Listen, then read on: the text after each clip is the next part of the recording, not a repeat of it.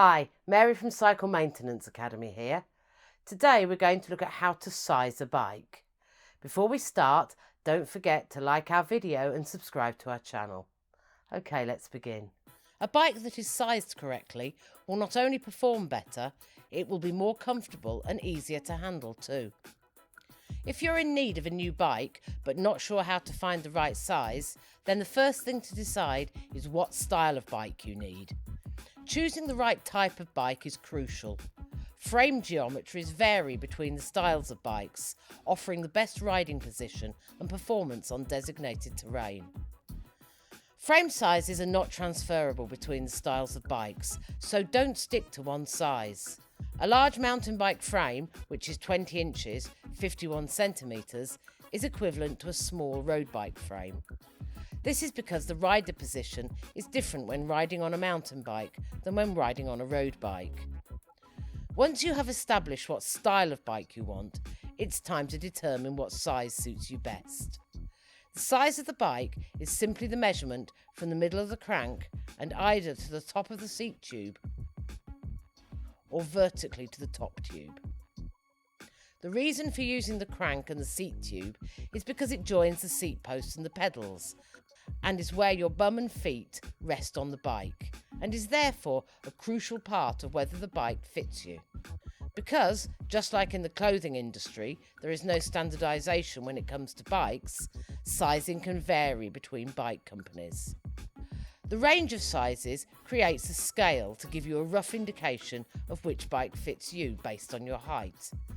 This is expressed either in inches, used on mountain and hybrid bikes, or centimetres used on road bikes. To make it easier for consumers, some manufacturers also introduced a simplified scale, using letter sizing.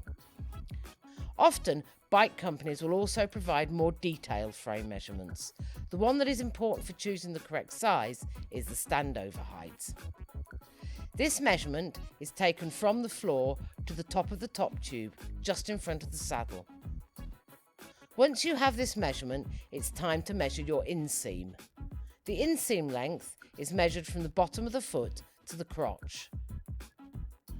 The inseam measurement needs to be greater than the standover height. About 2 inches is recommended. This is so that you can safely stand over your bike when you dismount from the saddle. This way of measuring is not applicable for the step-through frames, as they don't have a top tube. Don't feel confused if your height means that you overlap between two sizes. If you can't get to try both sizes, a good rule of thumb is to go for the smaller size. It will be easier to handle, and the smaller the bike, generally the more rigid and lighter the frame. Because human proportions differ, for example, some people have longer legs and shorter bodies than someone of a similar height, minor adjustments can be made to the handlebar stem, saddle and seat post to make the bike fit as close to perfect as possible.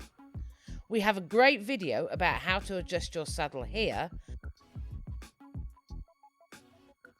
and how to adjust the seat post and handlebar stem here. Putting a bit of effort into choosing the right size initially can pay off in the long run and give you a bike that gives you consistent comfort and performance. Thanks for watching. I really hope that was useful. Don't forget, if you want, you can always make a comment in the box below.